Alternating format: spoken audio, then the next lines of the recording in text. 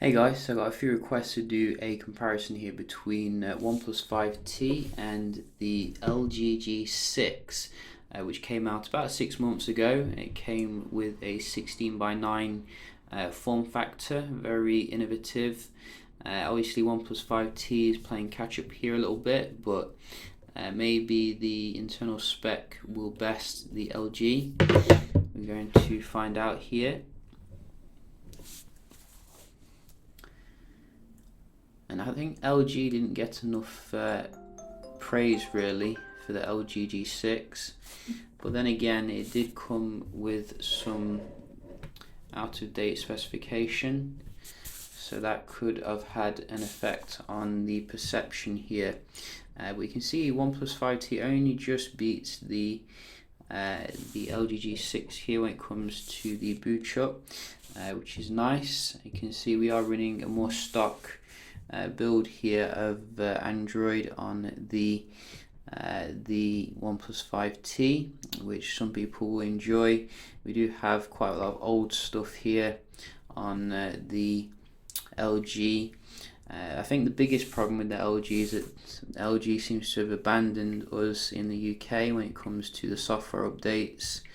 I think we're still running July patch level here, which is quite shameful, because it does put you at risk of all sorts of stuff like the Wi-Fi bugs and that.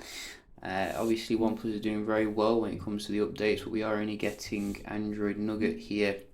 Nevertheless, let's have a look how they do compare. We have installed apps on both of them, so we're just going to start up a few and see if there's any differences here. You can see that display difference there on both of them. I think you're going to get more realistic colours with the LG versus the saturated AMOLED on the OnePlus, which comes with full HD, I think, no, not 2K. So you do get that on the LG, which is quite nice. I think you can see really it's not a huge difference as I was expecting. I was expecting quite a big difference here actually in terms of the speed, but the G6, I think it's quite underrated when it comes to the speed. If only they kept the software up to date, and I think it would be a lot better. So that one a little bit faster on the 5T here. I don't even think this is the same game. Accidents do happen. So not the same game there. This one. Yeah. So your 5T is going to give you a little bit more speed here generally, but the G6 isn't far behind. Not a huge reason to upgrade if you ask me. I'm just going to check out the speed here of the Wi-Fi. So let's start with 5T. Oh, hang on. I remember that the 5T seems to love Manchester for some reason.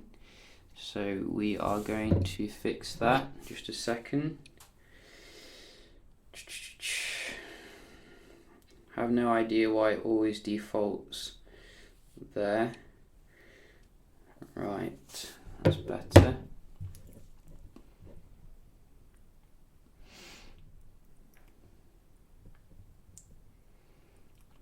So brutal speeds here with the 5T, no mercy when it comes to your Wi-Fi. I have actually taken the gamer service off because I'm not really playing many games, so it seemed like a waste. Most games nowadays are quite boring, but I'm still getting quite good speeds here.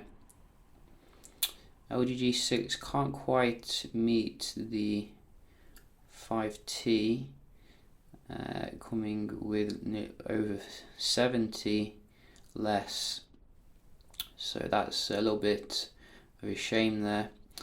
But it is a little bit older, so we will give it a pass. Hopefully this year LG will give you Snapdragon 845, which I think is going to be the next flagship, you know, not coming behind. Let's have a look at the multitasking here. So this is a 6 gig RAM 5T. And you can see LG, you know, not too shabby given how old the software is, and you know, 4 gigs of RAM, which is considered low nowadays. It's certainly keeping up a little bit. I do think the skin does slow it down a little bit on the LG, but very nice multitasking tonight from LG G6, like a G6. So yeah, you know, very little difference there. Oh, I've won something. So other things to consider here, I think we're getting full IP68 on the G6, which, you know, is very good if you're prone to dropping your phone. Very well built handset that conforms to military standards in terms of the drop testing, etc. apparently. So, you know, that is something quite nice to consider.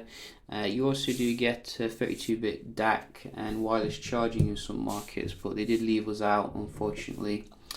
You don't get any of that on the 3T, but you do get dash charging, which is probably the fastest charging you'll ever get, as well as your dual SIM support, which is quite good as well. You're getting very stock Android, fast updates, etc. And that beautiful AMOLED display as well, which I think is a little bit more superior here. If we're going to be honest, way more RAM, way more internal storage, and I think you know, an equivalent price really. Although I have seen the G6 as low as $350 at the moment, so it represents very good value for money. And you do get obviously the wide angle lens, which no other phone I don't think has except for the Moto X4, but it's no way as good as this one, really. So you know, it makes the camera experience so much more fun than you know, just a dual camera setup, which you do get on most phones. So yeah, you know, a quick little comparison here. If you ask me, if you're looking for these two phones, I'd go for the G6 if you're looking for your camera. Raw speed goes to the OnePlus and the software support, I think.